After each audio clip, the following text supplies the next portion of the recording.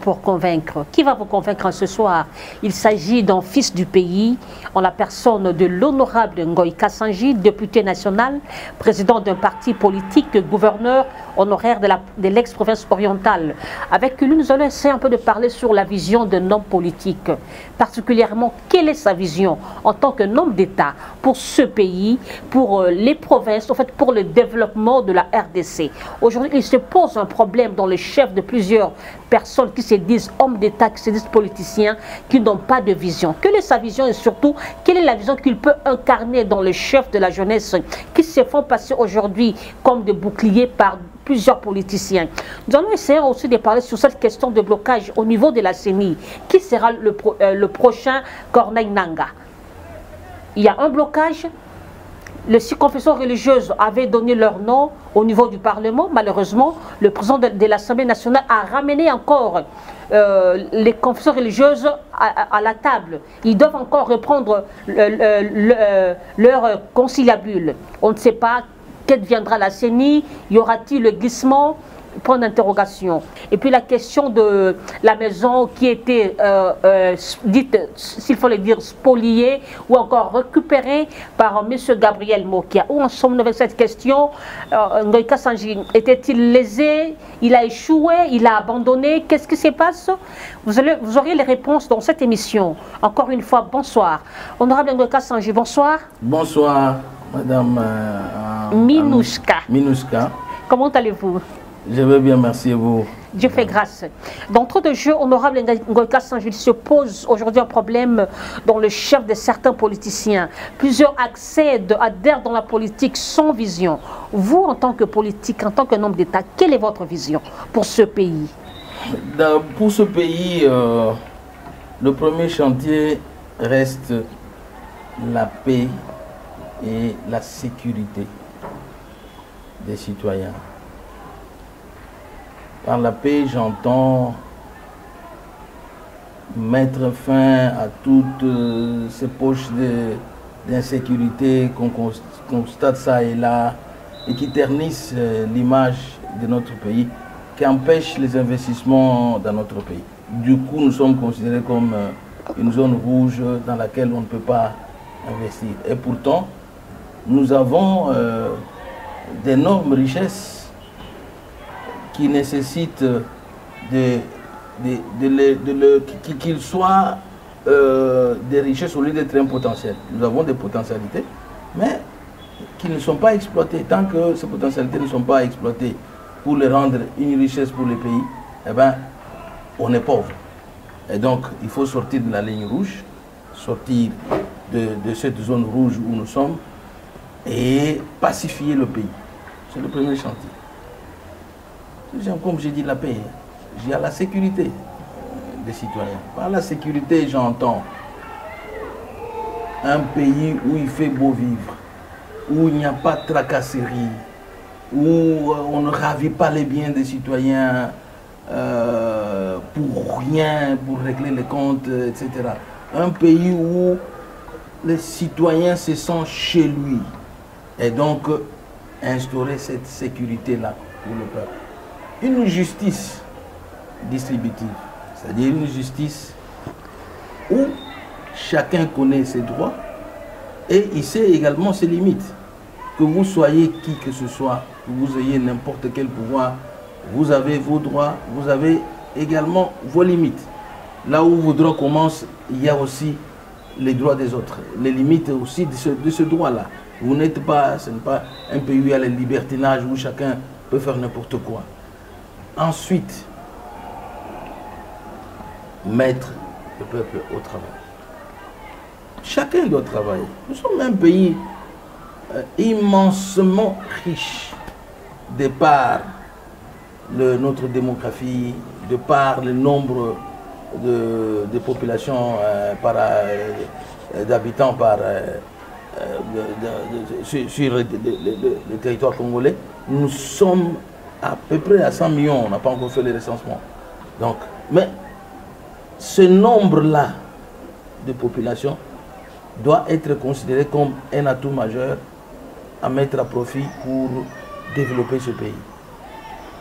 qu'est-ce qu'il faut faire? Il faut mettre tout le monde au travail. Mettre tout le monde au travail voudrait dire que chacun doit avoir comme leitmotiv ce que moi je dois faire pour ma nation. Cela veut dire développer l'essence du patriotisme. J'aime mon pays et c'est moi qui ai des devoirs vis-à-vis de mon pays, vis-à-vis de ma nation. Quand j'aime mon pays, je ne peux pas le trahir, je ne peux pas m'associer aux bandits qui viennent détruire le pays, qui viennent piller le pays. Non, je dois tout faire pour pacifier mon pays. Je dois tout faire pour faire en sorte que le pays soit riche. Nous ne pouvons pas être un grand pays comme ça avec 100 millions d'habitants, mais un faible budget de 6 milliards. Et on se dit qu'on est riche. Il faut avoir honte. Donc, il faut, pour être riche, il faut que ce peuple se mette au travail. Il y a moyen de se mettre au travail. Le travail n'est pas simplement un travail de bureau. Si chacun de nous, les jeunes gens font l'université, et du coup ils se retrouvent en chômage. En chômage, nous avons plus de chômeurs qui ont étudié, qui ont des diplômes universitaires, qui ne travaillent pas, qui n'ont pas de boulot, que ceux qui sont là, qui essaient de travailler mais qui ne sont pas encadrés. Honorable Ngoï Kassanji, vous avez cité la sécurité, la paix, créer le travail, mais vous étiez gouverneur pendant plusieurs années dans la province orientale. Kasaï oriental. Ouais, au Kasaï oriental, vous n'aviez pas instauré la paix, non? Cette sécurité-là, on n'a pas senti. On n'a pas senti cette création, le contraire, Mboujima est resté pauvre. Pourquoi vous n'avez pas eu instauré cette vision ou encore le mettre en pratique?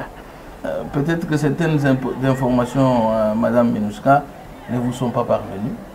Sachez que la province du Kasaï oriental était l'une des provinces la plus sécurisée de la RDC. Vous aviez sémé des conflits. Est-ce que vous en êtes conscient? Je vais vous dire, je vais vous donner des détails. Allez-y. Le centre de notre... Un détail récent, un exemple récent, est que la région du centre était frappée par un phénomène, le phénomène Kamonassa. Et ce phénomène est arrivé même ici à Kinshasa. On n'a pas su le maîtriser. Et chez nous, seule la province du Kasaï oriental était sécurisée. Donc on a pacifié. Il n'y a pas eu ce qui a été des dégâts qu'il y a eu, qui ont continué à avoir lieu, des déplacements massifs des populations vers l'Angola, etc. Nous avions retrouvé notre paix avant tout le monde. On a été affecté, mais quelques jours seulement, je me suis mis debout. J'ai mobilisé la population, j'ai mobilisé les notables, j'ai mobilisé les chefs religieux. Et du coup, on a conscientisé notre population à se désolidariser de ce mouvement. Cela nous a amené du coup à instaurer la paix et la sécurité. En tuant le chef Kamouena Sampou. Le chef Kamouena Sampou n'était pas de ma province, donc il était de la province du Kasaï central et du territoire de Dibaya. Bon, les drames qui est arrivé, ce qui est arrivé sur lui, avec lui, bon, on a tout suivi. On ne sait pas qui en était l'auteur. Bon, je ne sais pas. Là, ça ne me concerne pas, je parle de ce que j'ai fait dans la province. Alors, quel travail vous avez pu créer? Est-ce que vous avez pu développer l'entrepreneuriat pour les jeunes, précisément? J'ai mis à profit la terre. C'est le premier chantier. Nous avons la terre immense. Donc, on habite moins qu'on a de terres disponibles. Et j'ai demandé à la population, mon premier chantier était l'agriculture, priorité des priorités. Et donc j'ai dit à tout le monde, j'ai dit, mais vous allez dans les diamants, mais nous avons les brousses qui ne sont pas cultivées. Donc commençons d'abord par avoir la nourriture, par avoir le repas. J'ai demandé à tout le monde d'avoir la houe, d'aller au champ. J'ai dit au chef coutumier, je leur ai dit, vous devez mettre à ma disposition des terres, que vous ne labourez pas. Et je ne veux pas entendre que quelqu'un qui a fait son champ a été victime de vol, a été victime de fétiches, tout ça pour saboter ses cultures, etc. Je ne veux pas entendre parler de ça. Et j'ai mobilisé notre peuple d'aller au champ. Ils m'ont écouté, ils sont allés au champ. C'est d'abord la création d'emplois. Les champs, c'est l'emploi. Le premier emploi à la disposition de la population, c'est la terre. Le premier emploi en République démocratique du Congo reste l'agriculture.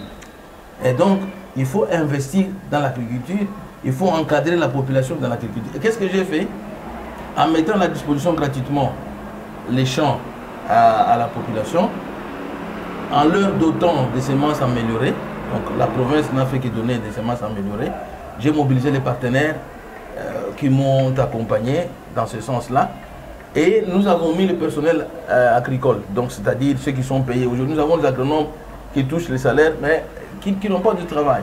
Donc pour encadrer les agriculteurs, ceux que j'ai envoyés dans l'agriculture.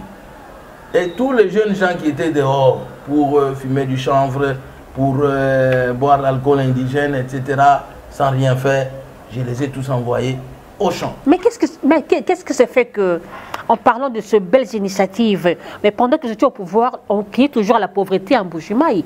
Et juste après votre départ, la situation s'est empirée. C'est empiré. Les gens commençaient à crier contre votre nom, M. Ngoï Kassanji. Écoutez, il y a ce qu'on appelle,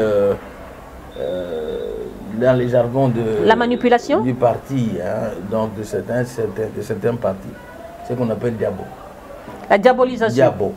Ça s'appelle diabo. Vous voulez vous victimiser. Donc, diaboliser. On ne reconnaît pas ce que vous faites. Par contre, on diabolise. Il a fait ci, il a tué. Sans vous montrer, c'est lui qu'on a tué. Il a volé, sans vous dire qu'est-ce qu'il a volé, etc. Bon, on envoie ça dans la population. Et du coup, il y a cette consommation, ces bruits-là qu'on fait, etc. Ça, n'en parlons pas. Mais l'impact de ce que j'ai fait au Kasaï oriental, quelles sont les conséquences positives? Du coup, j'ai trouvé la mesure du maïs appelée Meka en Mbuji-Mayi qui coûtait 3500. Moi, j'ai ramené ça à 500 francs.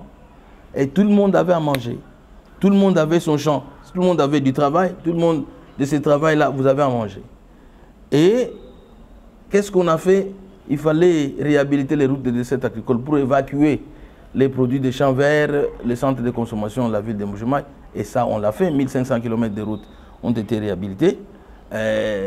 Alors, je n'ai pas travaillé simplement dans le domaine de l'agriculture, mais j'avais aussi fait en sorte que le diamant, comme nous avons un grand gisement minier riche en diamants, nous avons attiré une société chinoise, AFEC, qui a investi autour de 1,5 milliard de dollars en Mbuji-Mayi pour créer de l'emploi. Créer de l'emploi, mais aussi créer les richesses. Qu'est-ce que la société, en investissant, la société a employé environ 2000, ce n'est pas suffisant parce qu'il faut en avoir plusieurs, mais au moins on a eu ça. La société a engagé plus de 2000 travailleurs qui ont de l'emploi aujourd'hui et qui ont accès au salaire, etc. Et la société a commencé à produire, comme l'Amiba était en faillite, la SACIM aujourd'hui est la seule société qui paye des taxes et impôts à la province et à l'État congolais.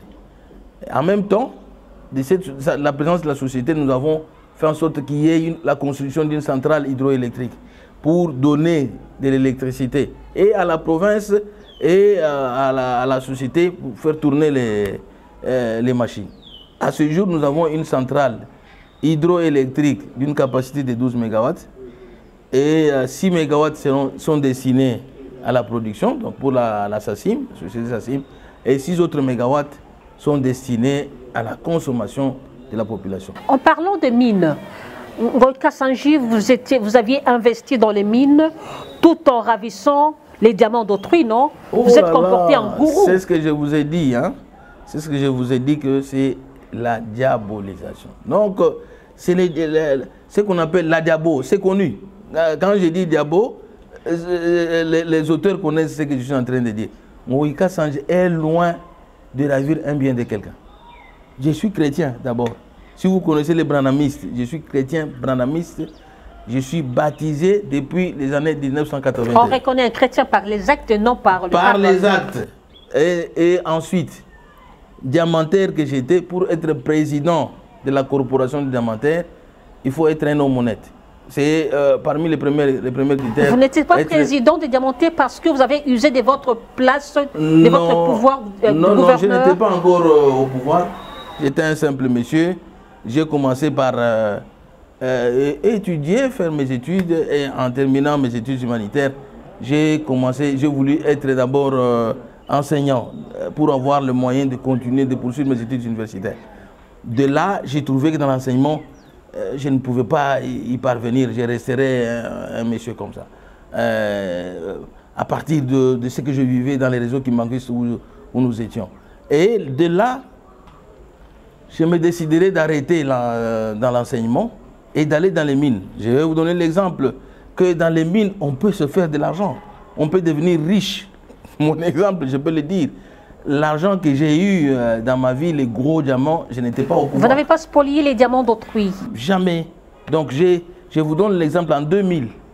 Hein, en 2000, j'ai eu un gros diamant qui a fait le bruit ici au Congo. Vous étiez même interpellé par Mouzé Kabila. Voilà, mis en prison. Mais comment je suis parvenu à être tout ça? J'ai commencé à aller dans les mines. Comme les creuseurs que vous voyez là-bas, je suis allé là, j'ai creusé, j'ai eu une somme d'argent que j'ai placée à la caisse d'épargne parce que j'étais quand même un homme intelligent. J'ai poursuivi l'idéal. Je ne faisais pas cette profession de creuseur pour y demeurer. Donc j'avais l'idéal, je voulais être quelque chose. À tel point que vous avez fini vos études universitaires? Oui, mais j'ai continué parce que mes études universitaires, je voulais les achever. Mais il fallait d'abord faire une tangente. Et de là où je suis parti, j'ai prospéré. En prospérant, je me suis dit non, je n'arrête pas d'étudier. Je peux faire les deux tout en privilégiant les études aussi. Donc, à ce jour, je peux me dire que du côté de business, oui, je suis quand même un grand opérateur économique connu à travers le monde. Du côté des études, oui, je les poursuis jusqu'aujourd'hui parce que je dois faire mon 3e cycle pour arriver à la sommité. Donc, de là, pour vous dire que dans les mines, il y a moyen de faire en sorte que les mines deviennent une richesse pour ce pays. L'exploitation artisanale ne l'est pas non plus. Comment faire que l'exploitation artisanale devienne un moyen de créer les richesses, de faire en sorte qu'il y ait une classe moyenne dans ces domaines-là? C'est en encadrant les exploitants artisanaux sous forme de coopératives. C'est ce que prévoit le code minier, mais ça n'a jamais été appliqué. Donc, on les encadre dans les coopératives, ils ont un salaire, ils travaillent et cette production-là est canalisée. La province où on exploite sait capter les taxes et impôts. Et de cette manière, la province a l'argent, les creuseurs ont l'argent et la profession est pérennisée. Donc, on ne le fait pas. Si on le fait, en tout cas, je vais vous dire que ce pays ira très, très loin. Honorable Ngoï Kassanji, comment trouvez-vous la marche politique de la RDC aujourd'hui? Bien. La politique actuelle, comment trouvez-vous ça? Il y a des avancées parce qu'il y a eu le rapport des Nations Unies sur les droits de l'homme. On nous a dit, le rapport qui est sorti fait voir que la RDC a quand même obtenu des avancées dans les domaines du droit de l'homme.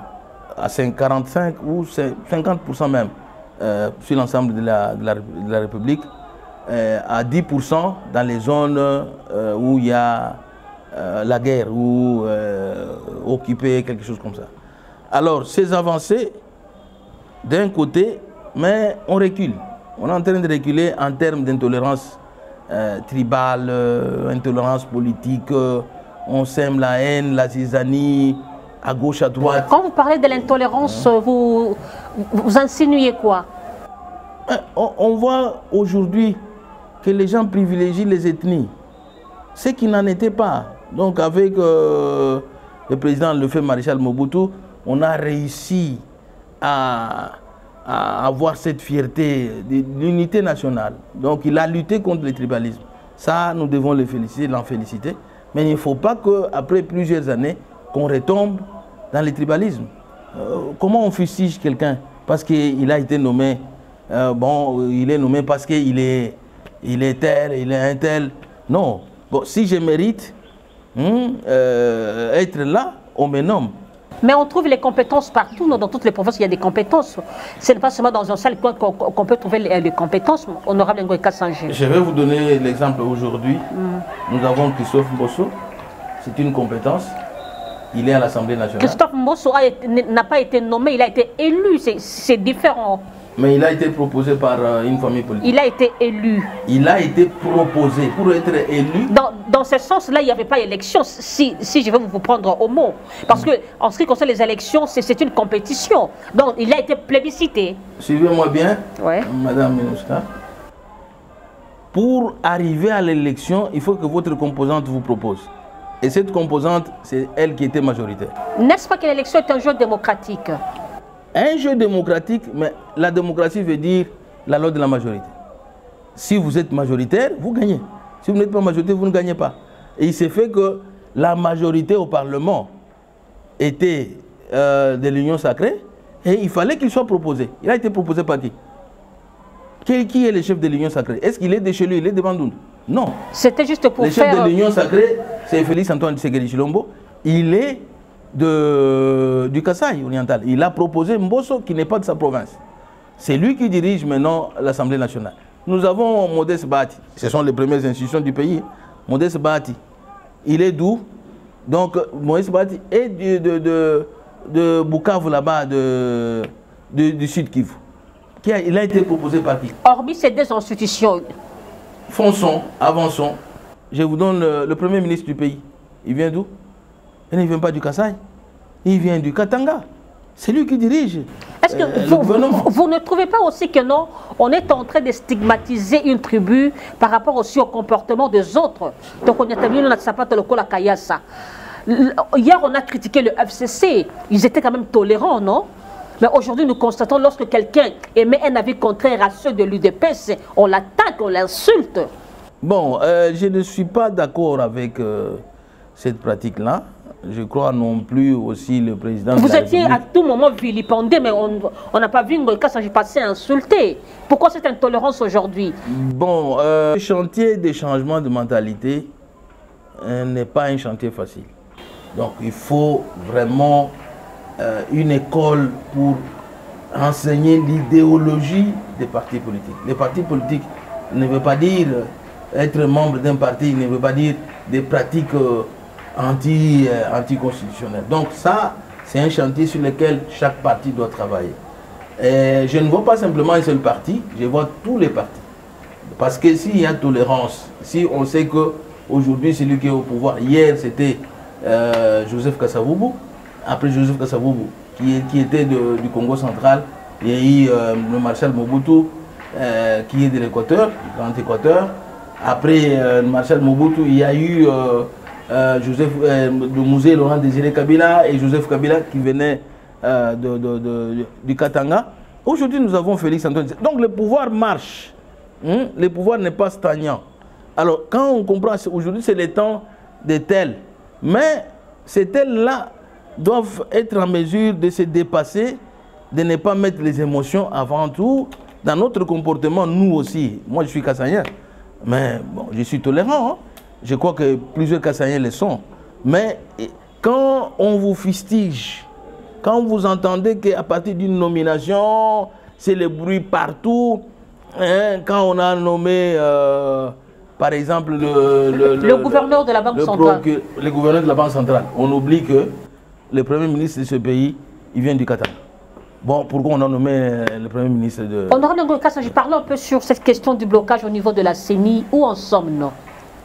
Bon, n'est-ce pas que les mêmes causes engendrent les mêmes effets?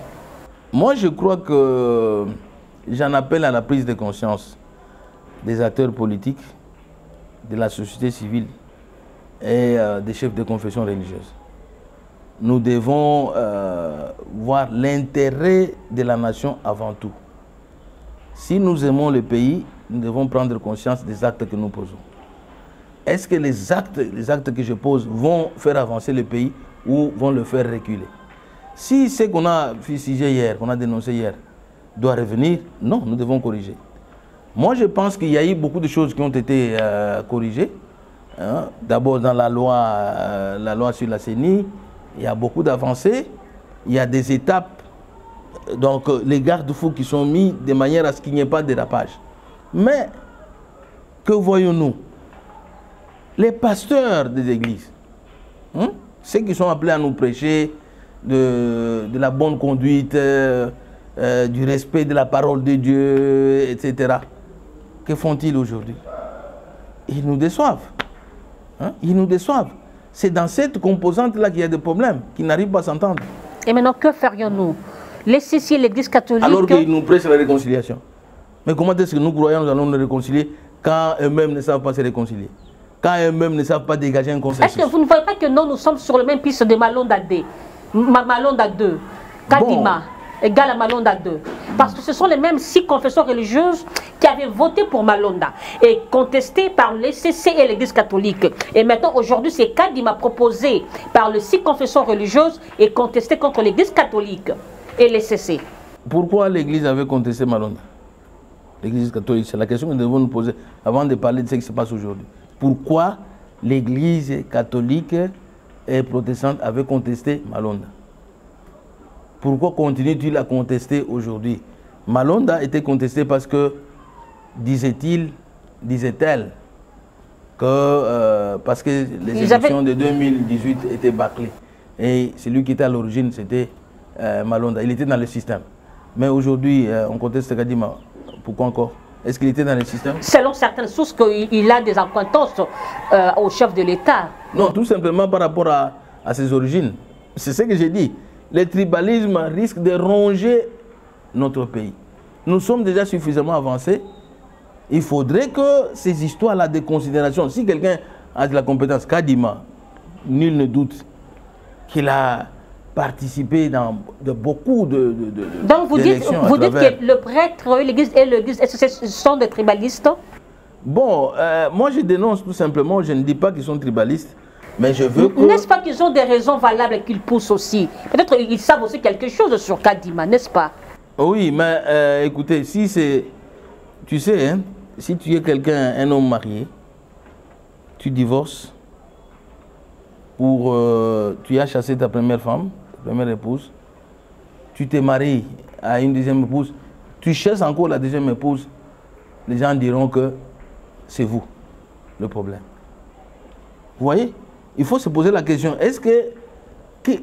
Qui est problème? Donc, qui pose problème dans cette histoire? On entend parler, donc c'est l'Église catholique et les CC qui sont de problème.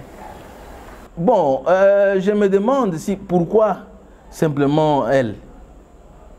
N'est-ce pas en 2006, on a décrié les élections, qui avaient des irrégularités. En 2011, est-ce que voulez-vous toujours que nous continuions dans cette même allure? Quand vous êtes minoritaire, vous subissez.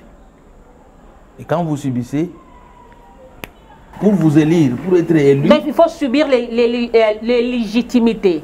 Non, pour être élu président de la République, il faut voir la majorité des Congolais.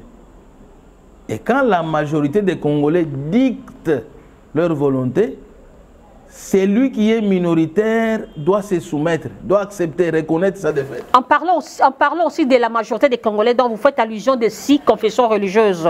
Les 6 confessions religieuses sont aussi contestées. Dodo Kamba est contesté par l'Église de Reveil. Il est là par illégalité. Selon certaines sources, Soni Kafuta est là, qui se plaint à tout moment. Tchèque Abdallah de la religion islamique est aussi contesté. Bien, ils ne sont pas modèles.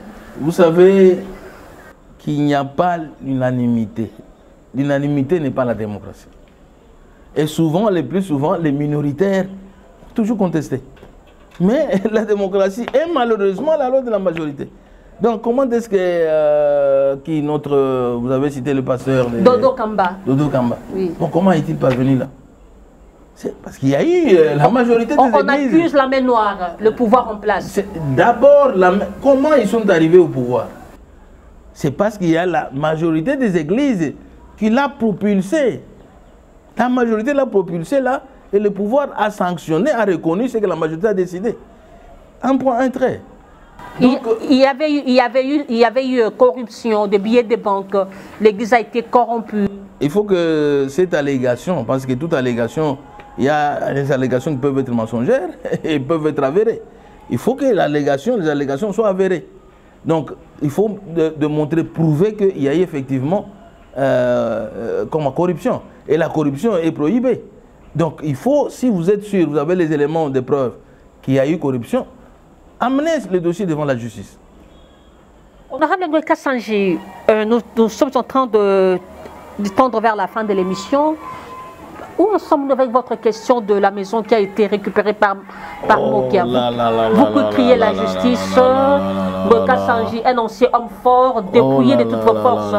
Vous savez que... Comme disent les Quinois, Mokia lié aux 3 points. D'abord, on ne peut pas déposséder quelqu'un de son bien sans une décision de justice. Ça veut dire un jugement coulé en force des choses jugées.